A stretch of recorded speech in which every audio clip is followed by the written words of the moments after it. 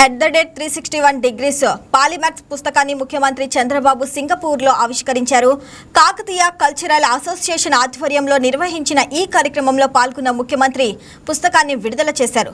పుస్తకం తొలి ప్రతులను సింగపూర్లోని భారత హై కమిషనర్ శిల్పక్ అంబులే, మంత్రి P Narayana, Kakatiya cultural association ప్రతినిధులను అందించారు. ఈ పుస్తకాన్ని రేపటి కోసం దినపత్రిక చీఫ్ ఎడిటర్ శాఖమూరు శ్రీనివాస ప్రసాద్ రచించారు. దీనిని విశ్రాంత ఐఏఎస్ అధికారి కేవి సత్యనారాయణ ఆంగ్లంలో అనువదించారు. దార్శనిక నేతగా ముఖ్యమంత్రి చంద్రబాబు వివిధ సందర్భాల్లో తీసుకున్న నిర్ణయాలను విశ్లేషిస్తూ ఈ పుస్తకాన్ని రచించారు.